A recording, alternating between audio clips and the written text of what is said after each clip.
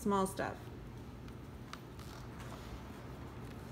So today, you'll find the notes for this under our written lecture notes like normal on Blackboard, and I'm just going to follow that and go through all this stuff. I just want to introduce you to what you would be looking for with different leathers if you're purchasing that for your projects, and also different hardwares and tools you might want to use for that. So first off, I want to show you the different weights of veg tan. Everybody got the sort of piece of information that veg tan is the very unfinished light feather or leather, and then chrome tan is the very vivid garment weight and garment finished leather. First off, this is for Naomi. I wanted to show you this later, possibly for starting a foundation for the headdress. So don't let me forget after, okay? And then these bags that I brought in, I have just boxes and boxes of different, they might be too small of pieces, but they're very random. So I think I'll gradually bring in stuff and you guys can pick through it. If you're able to use it, awesome. If not, you'll have to buy some, something perfect for your project, okay? But feel free to go through these and I'll show them to you after. Okay, so the very lightest weight is this 1 to 2 ounce. It's still probably too thick for garment stuff. If you're gonna make a really tough jacket, I would say that would work, but you're better off with any garment project. You're going to want to do chrome tan that's cut and sew. You're ready to go. You don't have to stain this leather.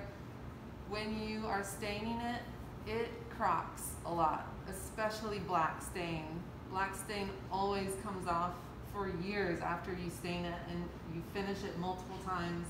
It's always going to come off on other items. So that's why chrome tan is really effective for having a super finished product. If it's more artsy, then you might get away with that. And it's not so much a wearable piece that you wear every day.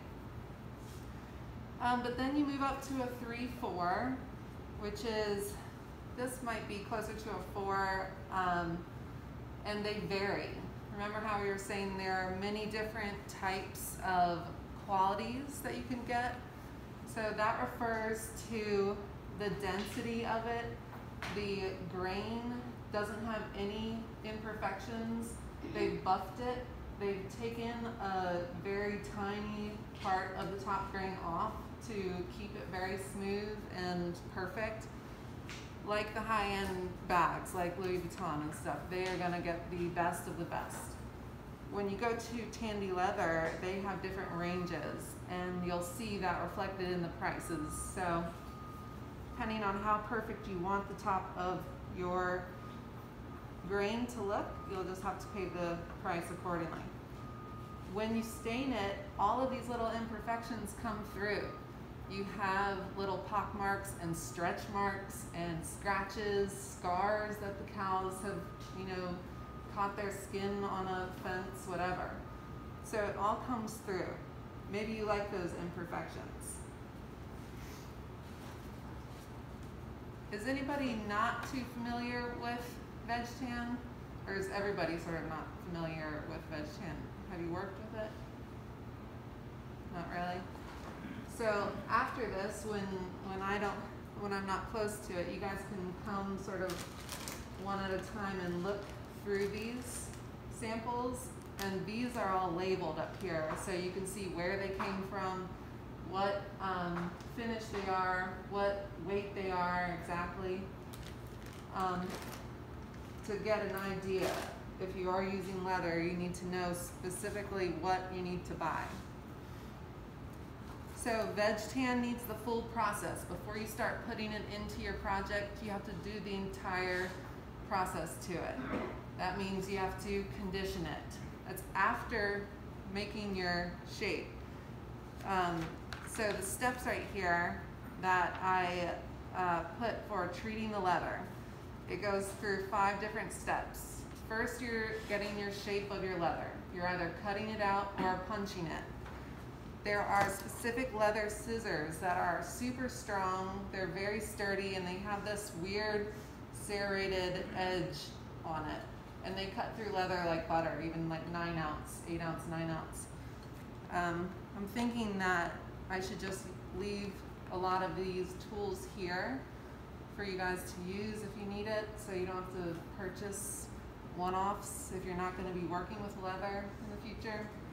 Just to know that you have access to that type of stuff. So getting your shape, your pieces. You have pieces just like fabric. You cut out your patterns by cutting or punching. You need a special punch though to do shapes like that. So normally you would just be cutting with scissors. In addition to shaping your piece, you also want to know if you need to finish that edge off before you move forward with the process. That means beveling the edge, taking the sharp corner off the edge with a little edge beveler, or you sand the edge to make it really smooth, like there's no little, you know how when you cut a fabric and there's a little hair like hanging off? You don't want any of that, so you have to treat your edges before you start oiling, staining, all of that. But it's important to know if you need to do that before or after. You have to think about, is your edge of that piece of leather, is it going to need to be finished after you sew the entire thing together? Or do you need to finish it before you even put the 2 pieces together? So that's a sort of part of your plan that we need to work out together. This is what an edge beveler looks like. It just takes the top sharp corner off of the piece. So after getting your shape, step 2 is moisturizing. You can do oils, which that's what I tend to do. I usually always use olive oil, and a nice virgin olive oil works well. There's lots of different oils you can use. Grapeseed, mink oil is a common one for really like old-fashioned, old school industry people. It's taken from actual mink pelts, so I don't usually recommend that because that's sort of not morally good. But moisturizing it, just in general, beeswax, oil, an actual leather conditioner that you buy specifically for leather works. Neat's foot oil is another really good old school oil to use. It's taken from cattle's shins, or their shin and feet bones. So it's taken just directly from that. It's a fatty oil. That one's a little bit better than the mink oil because it's taken from the meat market, you know, buy products from it. So step 3, after you moisturize, is gonna be staining, okay? That's when you put the color on. Now staining and dyeing are pretty much the same thing. You see it referred to by leather workers, and there's no difference really. You'll see dye on one brand and then stain on another brand. It just means that you're impenetrating the leather with a pigment. There's water and alcohol base. They're almost the same with a few differences. Alcohol dries quicker than water, right? It doesn't impregnate the fibers as consistently as water does because it dries slowly. So with alcohol, you get a quick dry. You might have some like variations in the color consistency, but it also has a pungent smell to it. So that's something that a lot of leather workers like to stay away from. They know that alcohol-based stains are gonna smell for a long time. So if it's a project or a piece that's gonna be worn closely to the face, or maybe just every day, you don't want that smell on it like that. The water base has a little bit of a smell, but it's not as noxious as the alcohol.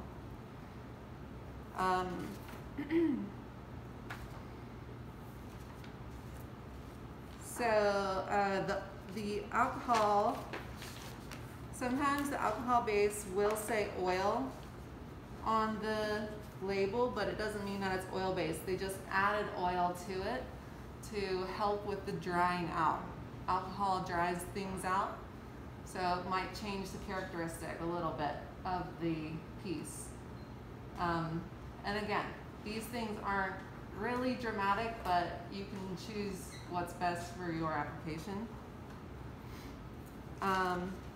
So the step 4, after getting your color on your piece of leather, you want to finish it or seal it, and it's protecting it. You're sealing in the pigment, you are keeping it water safe, water fast, and it's basically resistant to water. It is usually acrylic based.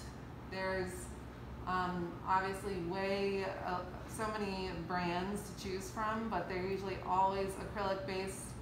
The go-to ones are Phoebe's Resolene and then EcoFlow Super Sheen or Satin Sheen, and it gives you a different glossy finish. So the satin is going to be a little more matte than the Super Sheen, but it does the same thing. It seals everything in, gives you a nice protectant sealant on it. Some people use beeswax to do the same thing, but because it's not acrylic, it doesn't hold it in as well, and you have to buff it in there really well. It takes a lot of elbow grease, and it gives it a little bit of a matte sort of, it fills in the imperfections nicely, but it's not as permanent, I want to say. And then the last step is burnishing or slicking the edges. The other finish, remember us talking about the edge flex that you can use to repair vinyl or coated canvas, right? That edge flex paint. It's a specific paint that is very rubbery.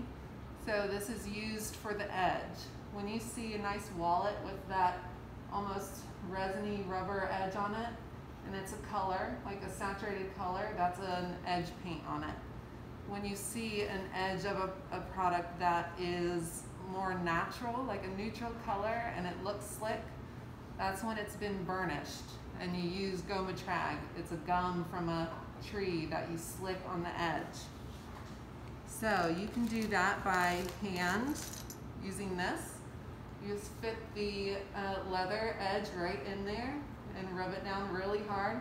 So it's heat and friction with the chemical, whatever you choose.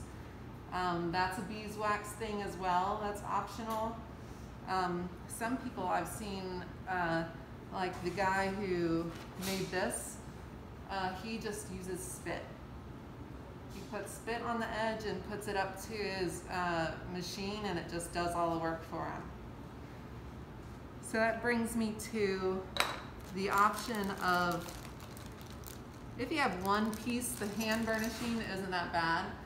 Lots of pieces, if you're like a business and you're trying to pump it out, using a tool like this in a drill, like an electric drill, you just get it done much quicker without the muscle strain.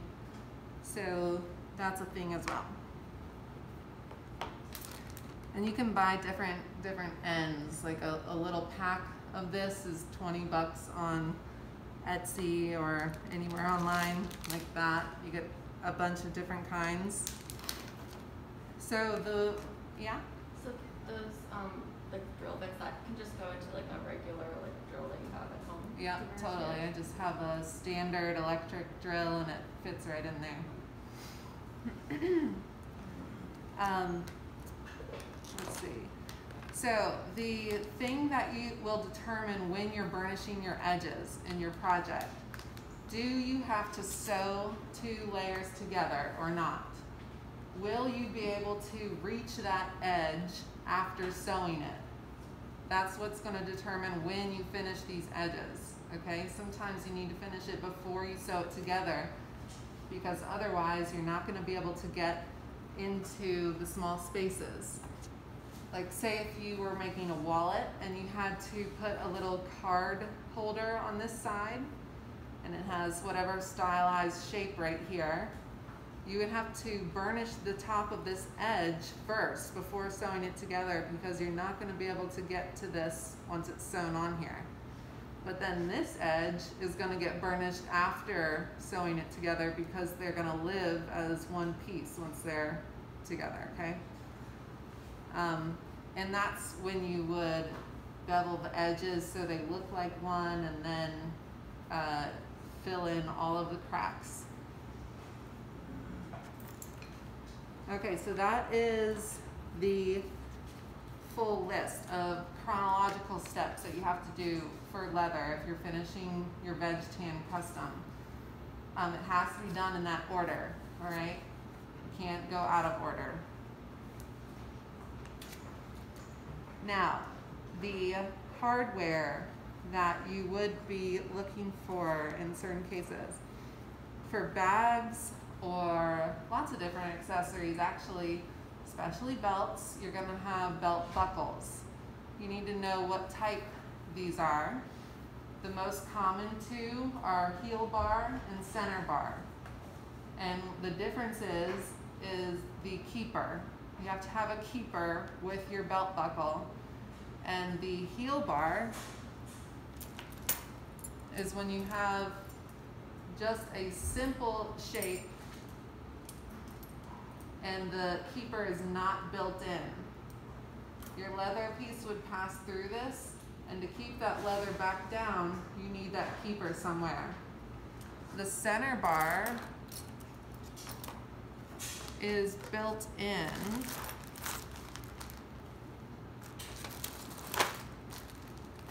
I don't think I have a center bar, but imagine if your belt buckle were this big, you know, and your tongs are in the center. That's why they call it a center bar, and your leather can pass through both sides of it. So just simply, your belt buckle needs to have a keeper of some sort. A lot of times the hardware will have a metal keeper that's sold with it. Otherwise, you have to make your own keeper, a little leather keeper, something that matches exactly. And you just sew it up with some really strong thread and then give it a little dot of glue on the back, and it's good forever. Brought some examples of belts too, so you guys can look at it. These are pre-finished belts, meaning that they haven't had their hardware yet. But you have to make a little pattern for what your belt buckle needs exactly. And then it will sort of tell you how it likes to be. Or maybe it's better if you guys are up here later and ask questions, because maybe not all of you are doing belts. But this is a black stain. It is the antique gel, as opposed to this is a tan. Do you see how the imprints on here, they catch the dark, or it catches more residual pigment in the imprints, way more than this. Like, you can barely see the imprint on here. So if you're looking for something that you can really make look distressed and patinaed, then a lighter color is something that you need.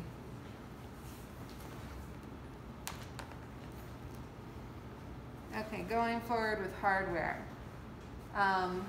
The cowboy buckles is what you refer to what the vintage ones are. Everybody probably knows what the cowboy buckles are. Conway buckles are a little bit similar to that in that they use a peg, but they are just a center bar buckle with a peg instead of tongs on it. Cam buckles are like the military style buckles that let it slip through and then it just bites onto it mechanically. And then you have seatbelt buckles that are sort of a newer thing and a little bit not as traditional. If you're making a bag, you need things like slides and adjusters. Slides can be, and these are for you, Alonso, like we were talking about over the weekend or last week. So you can have slides like this, and they don't have to have a corresponding loop with it. When you have loops or double loops, some people call them metal adjusters or metal slides.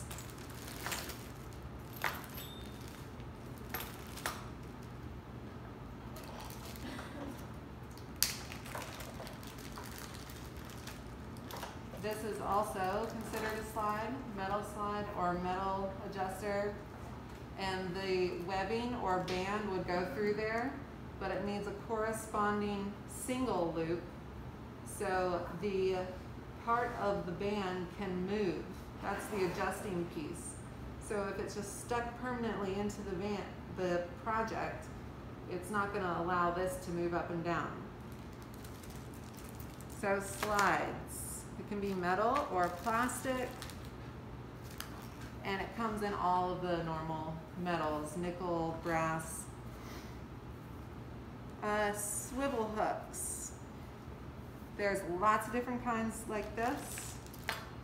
You can get the kinds that are considered lobster clasps, like that. And they all have different varying widths that you need to have the correct webbing or band to go with. You can find these at Joann's even, or craft stores. Here's just like a simple spring clasp. And then you have these that are a little different.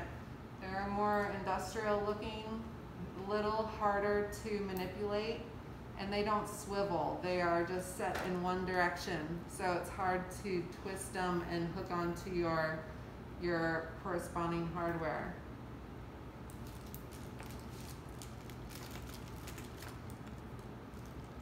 So if you are looking for a bandeau or a bandoulière, what the French call it, if you remember from our presentation, a bandeau strap for crossbody, the removable strap needs those. So you have to have some sort of swivel hook or lobster claw to have a removable strap.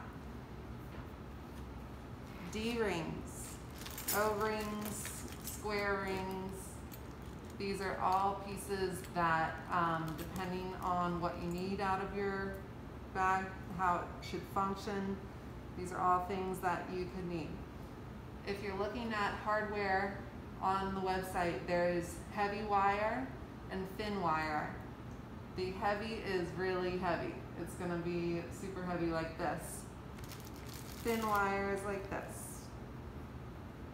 And obviously it comes in inches and they vary, and you choose the one you like. They come in even tinier ones than this.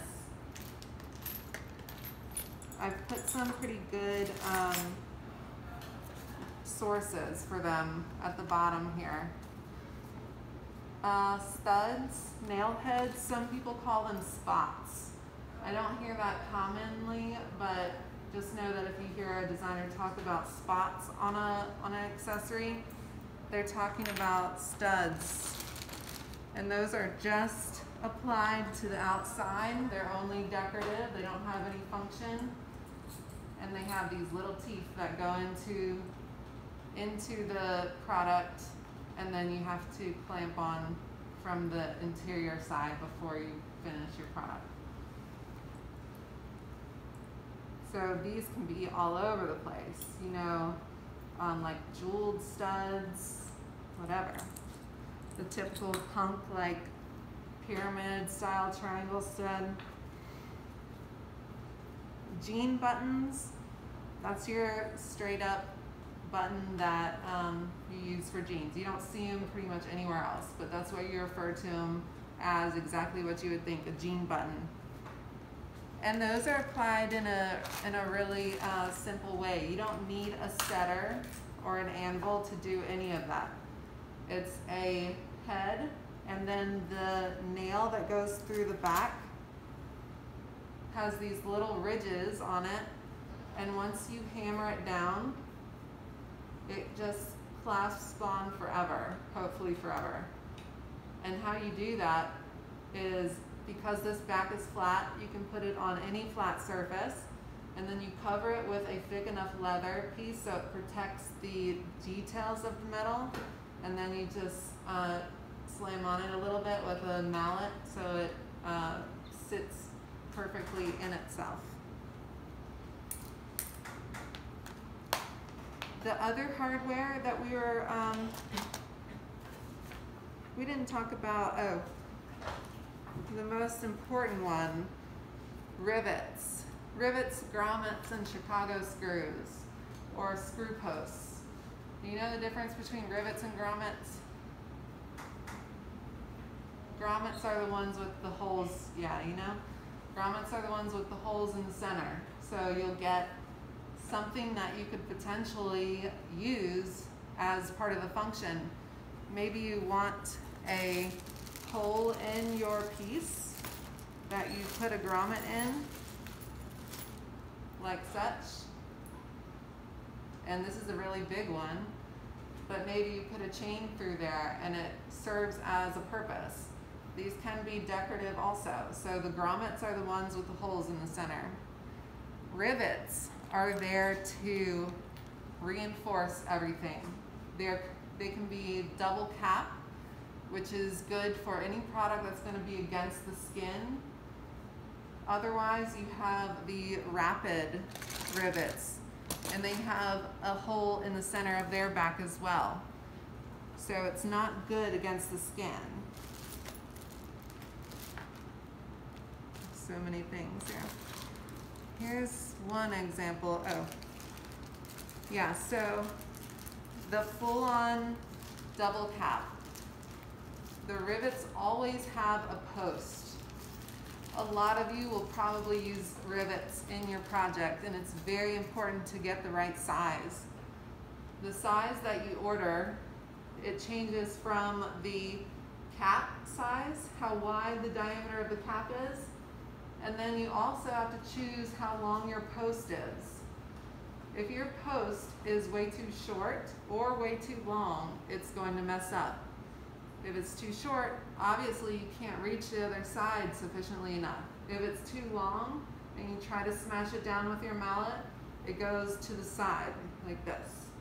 So you need to perfectly fit it to where the post is just barely peeking out of the top of the project. So double cap.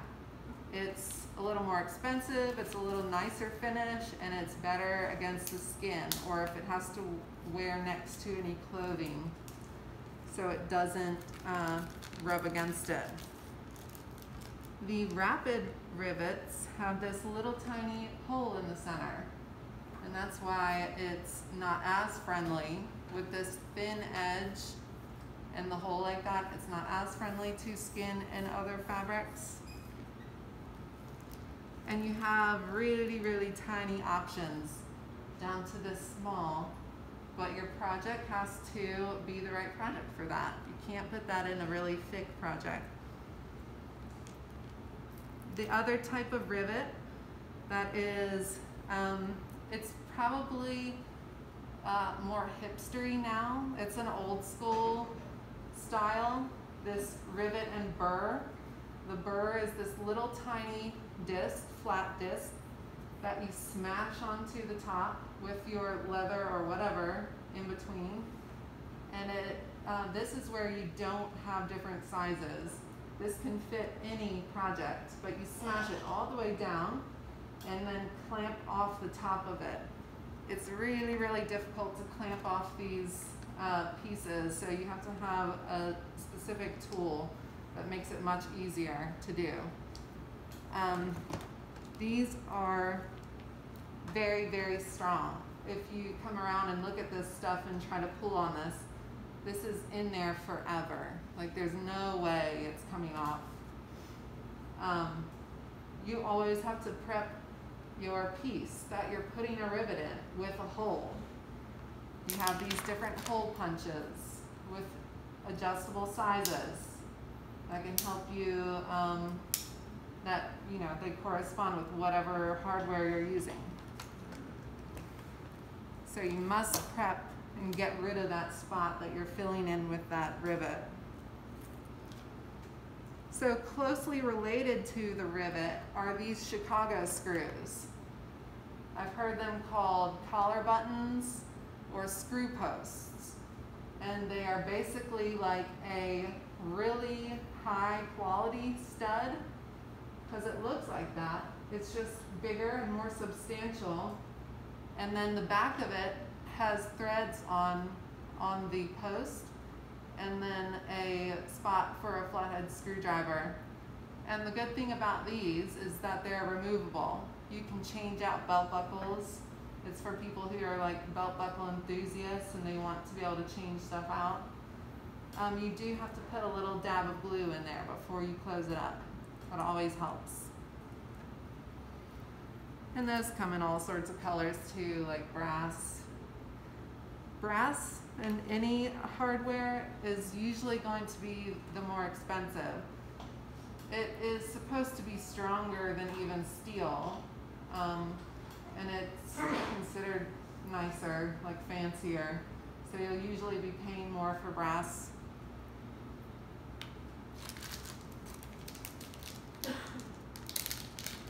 Did I say that those were collar buttons? I definitely misspoke. The next thing that we're going to be talking about are these. These are considered collar buttons. So, have you ever seen a bag or a backpack, some purse that has a closure? It's just a little keyhole slit and it has these collar buttons on it. It's very simple, but they have a screw back, a threaded post, and you just manually put it on. There's no Anvil and Setter. It's just screwdriver and a little bit of glue. Again, they come in all different sizes. You can get, obviously the more you get, the cheaper they get. But if you order packs of them, they're gonna be much cheaper. Like at Tandy, these can be like $12 a piece. So it's really, really marked up if you're trying to go with Tandy. Search around before you purchase stuff.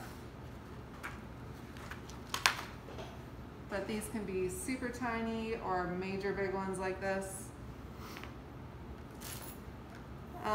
The rivets and the grommets and these snaps. You have spring snaps, and there are other types of snaps like for jewelry that are slightly different, but the main anatomy of a snap is the same. You have 4 pieces to snaps. These all require special anvils and setters, okay? So you have to either go by what the package says or ask the person selling, do I need to purchase a special anvil and setter? And to be able to do that, you need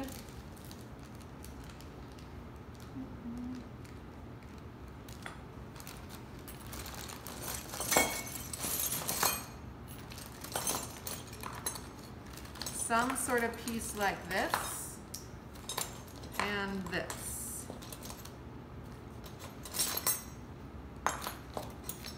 So this is your anvil that you set on the bottom, or whatever table, or ideally you're using a rubber mat with a marble topper.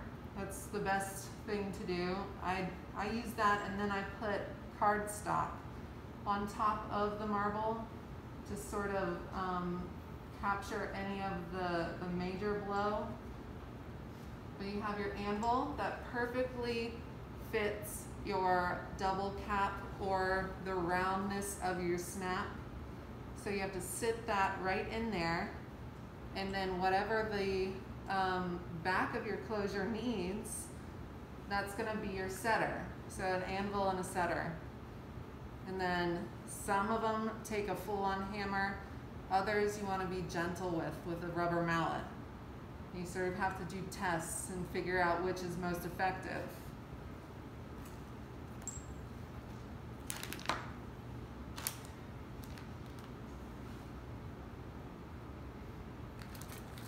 So if you're working with leather and you need straps, you're going to have strap end cutters or punches. This is like vintage Western style, and then you have classic round punches. You can do this by hand. This is going to just give you a really professional, clean look if you have a punch. And again, all different sizes.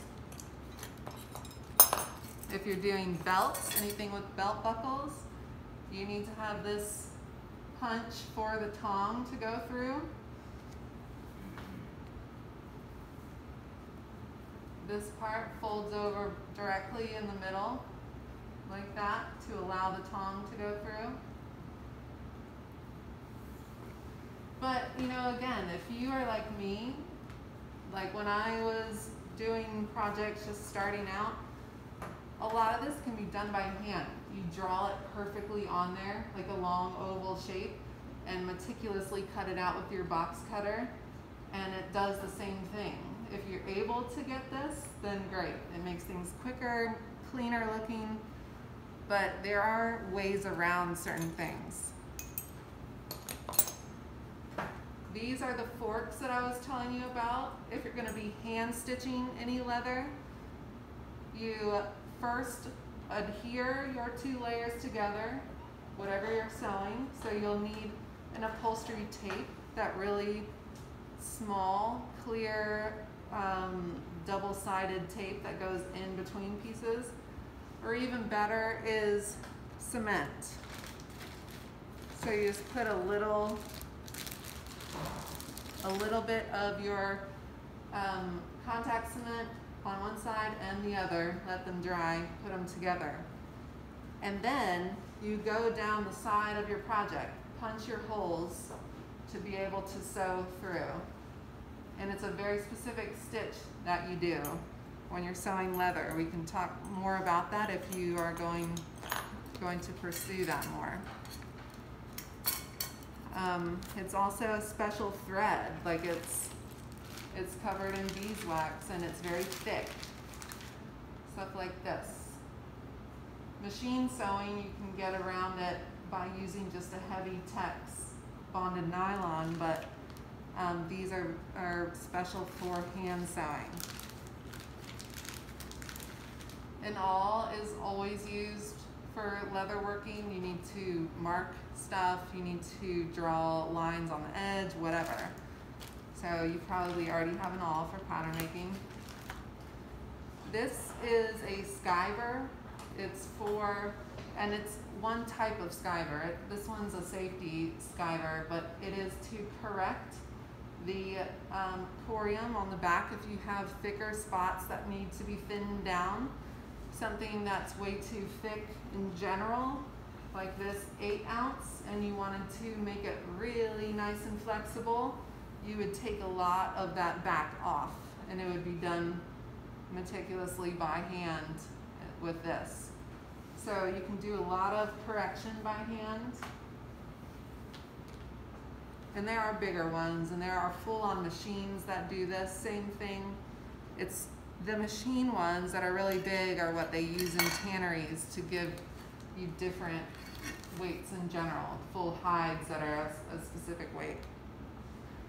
Daubers can be very helpful when applying stain because they are so consistent and they're made of wool. When you are applying anything to leather, you want to have cotton or wool. So what I do is I tear up little squares of muslin, and you don't want one that has a lot of sizing on it. You want something that's going to be able to receive the chemical you're using. So, and this is because the natural fibers buff easier, they buff better. The wool pieces are really good for this, but you probably already have muslin. You can get specific stamps for your work. Takes a couple weeks, 2 to 3 weeks, if you want something very specific to your project, or maybe you have a brand already started. You can get people on Etsy to make this for you, and there's different levels. You can get a brass stamp for about $80, and it will come in 2 to 3 weeks. And that's something you would have forever if you're going to start a brand.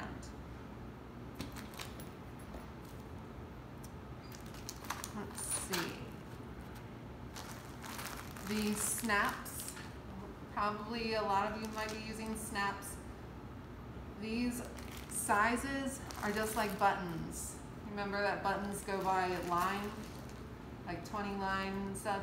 It's same as buttons. So these are 20 line snaps. And remember, there's 4 pieces to your snap.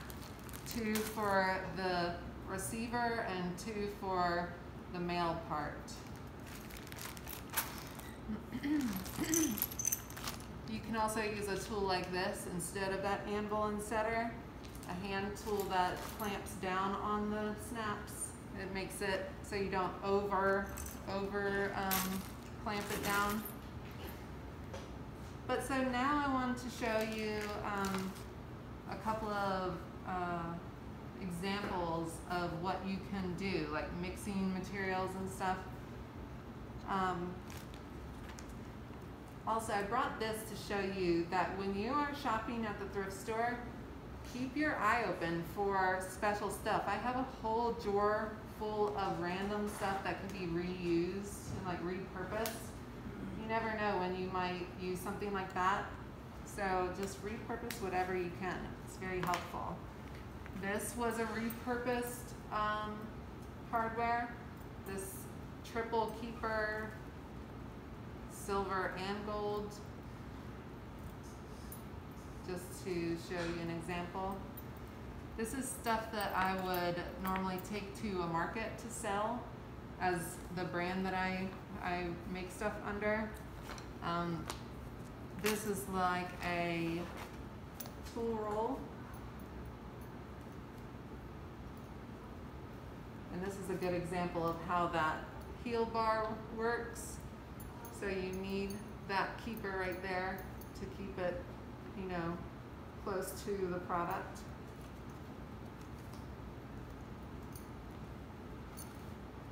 But all of this stuff is like very utilitarian. It has a purpose. So you would have a clear isinglass pocket for different utensils or whatnot, tools. Some people buy this for bartending. Other people put regular tools in here. Other people use it as art, an art holder, like, or art materials bag. But just to see like the heavy dutiness of that 18-ounce wax canvas. So this is like a full-on product in it, so you can see how it feels and how it reacts, okay? If you are looking to use this as part or all of your project. The samples for this, we have 2 different stores that you can look through. If you're looking for fabrics that are heavy duty for accessories, we have the wax canvas and shelter tent, and then different leathers as well. I brought this because I wanted to show you an example of a garment weight chrome tan. Remember that that's the only way you're going to get that vivid color. This is the brightest you can get with hand staining your veg tan. That is a fuchsia stain. It's not bad. It's pretty bright, but you can't get like a neon pink out of the veg tan. You still have that muddied tan color underneath it. And then this was a turquoise stain, not bright at all. So it really does get much duller. And then your typical blacks and browns.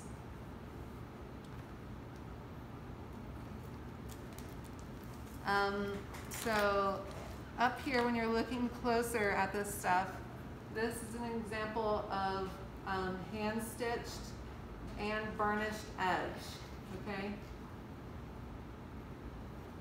I don't think he wet formed this. I think it was just folded and sort of pressed into that shape a little bit. This is an example of tooling. So when you look close at it, you can see all the different markings of it. You can do whatever type of illustration you want on leather.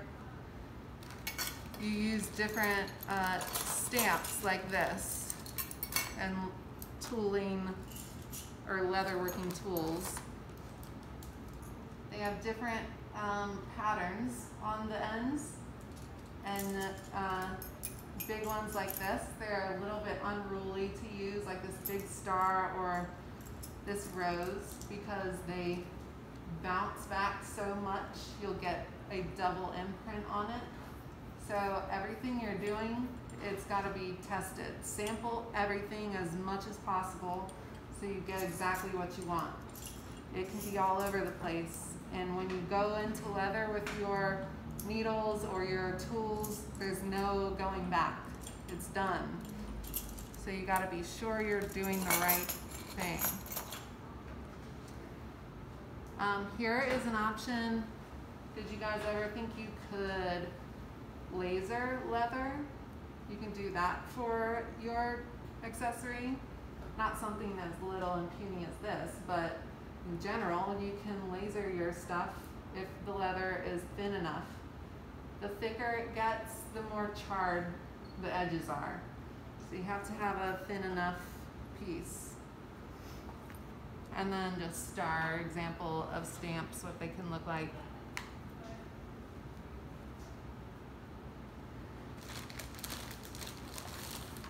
This is for spraying stain on. You can create your own patterns on it. That's pretty fun. Think about that when you are considering doing a custom leather piece. You can do plaids, you can do florals, whatever type of print you would want to paint on a veg tan. That's all like an open canvas for you to use different stain colors like that.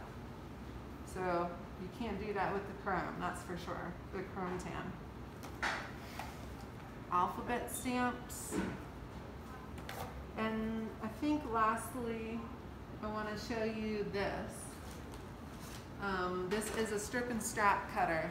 So it makes it so perfect and easy to make your straps for any bag or belts. Like these are all done with this strip and strap cutter, and you just choose the right width that you want. You put the straight edge, your leather has to have a straight edge first, so it can go along the edge here, but it just cuts it perfectly for you along the entire length of it. But yeah, I think that's everything. And I'm gonna leave this stuff out so you guys can look at the fabrics and pick through whatever leather if you want to look, or if you feel like taking some, it's totally up to you guys. Feel free to go through any of this and definitely ask questions. Does anybody have a question right now? Is that sort of like information you're like, oh, I didn't need to know that, only leather workers needed to? It's sort of good in general to know that stuff. Did anybody have any thoughts as far as like getting ideas of what hardware you might be using or might need? I know some of you want to get custom hardware, which is pretty fun. Yeah, that's where it's at. Accessories that have custom hardware are so special. It's hard to find though. If you can make it yourself, that's better, for sure. Because it's right there, no time, just, I mean, no shipping, and a lot cheaper. But yeah, I'm trying to think of anything else. At the bottom of this, you have leather sources, some companies that you can visit, and then the hardware sources that I know personally I know there's a bunch more, but these are the ones that I go to and have had good luck with them. They're not too expensive, but like the Buckle Guy and Stack Store and Strapworks, stuff like that. So if you need those, check out the end of that lecture. And remember, if you're ordering online, try to keep the sellers in the States. The shipping is nuts right now, so you never know when it's going to get here unless they explicitly state we're gonna ship in 2 days and it'll be there within 2 weeks type of thing. But try to go in the US. Ask them if you need to.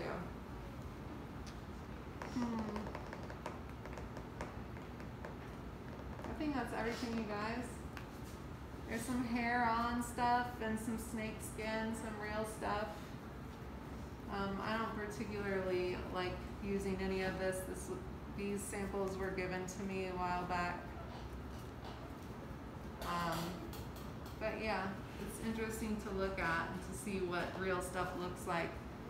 Remember, the real stuff is very irregular in their pattern. If you look closely at stuff, you can tell it's fake if it's got a very exact regular pattern to it with no imperfections at all. So it's pretty apparent.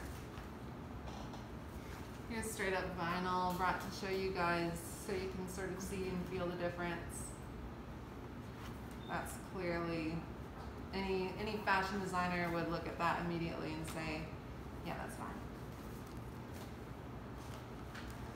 But the brands up here, Fairfield and Carr Textile, Fairfield's the easier one to buy from. They're a little bit expensive. Like the 18-ounce wax canvas is gonna be $25, $30 a yard, and then they tack on a processing fee of $15, and then shipping from New Jersey is $50 to $80. So if you buy a 5-yard roll, it's almost $200 for that. But I think they did just start selling single yard cuts of it. Used to be 5-yard minimum. Yeah. The Carr Textile is, you have to have a business license and go through a form. It's a whole process to go through them. But it's basically the same. Same weights, same waxed and water resistant versions. Yeah, but I think that's it, you guys. There's random leathers too. If you unclip and look through these bags, you might see a specific leather that spurs your creativity or inspiration.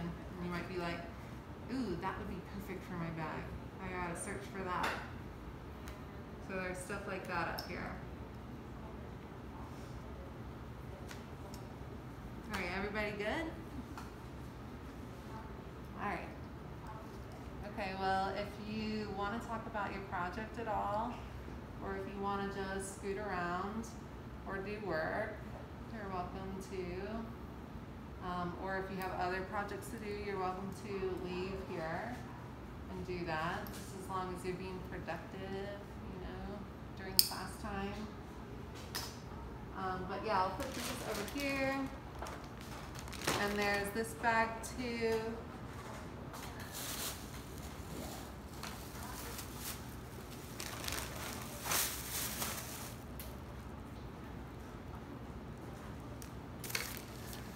Is everybody good at home? Do you have any questions? All right.